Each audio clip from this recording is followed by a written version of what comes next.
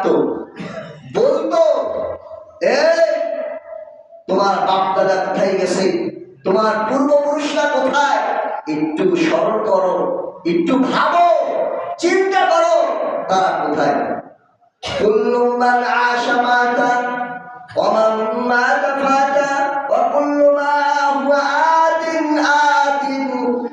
রাসূল কারীম সাল্লাল্লাহু আলাইহি ওয়াসাল্লাম বলেন, আমি মক্কার ওয়াকাস বাজারে দাঁড়িয়েছিলাম, একজন খ্রিস্টান পাদ্রী এসে বললেন, কুল্লু মান আশা, ও দুনিয়ার লোক সকল, ওয়াকাস বাজারের লোক সকল, তোমরা শোনো, কারণ যার দুনিয়াতে যে হায়াত নিয়ে এসেছে তার কিন্তু একদিন মৃত্যুর স্বাদ গ্রহণ করতে হবে।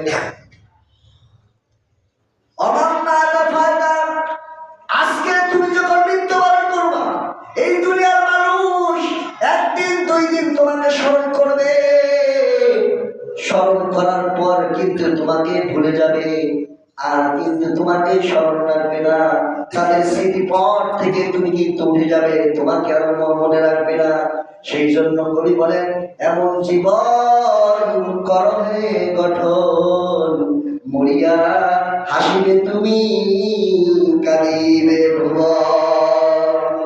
এমন জীবন করো না গঠন, মরিয়া কাঁদিবে তুমি হাসিবে ভুবন। কবি বলেন, ও দুনিয়ার মানুষ শোনো, দুনিয়ায় আল্লাহ রাব্বুল আলামিন তোমাকে হায়াতের জিন্দেগি দিয়ে পাঠিয়ে দিয়েছে, একদিন কিন্তু এই জিন্দেগি শেষ হয়ে যাবে, কিন্তু এমন জীবন গঠন করে দুনিয়ার থেকে বিদায় নিয়ে চলে যাও। তুমি দুনিয়ার থেকে বিদায় নিয়ে যাবে, দুনিয়ার মানুষ তোমার জন্য কান্নাকাটি করবে, কবরে তুমি জান্নাতের ভিতরে হাসাহাসি করবে।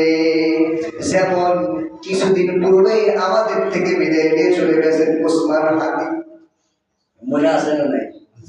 আছে না নাই? ওসমান হাদি চলে গেছে, বাঘের গর্জন দিয়ে গেছে।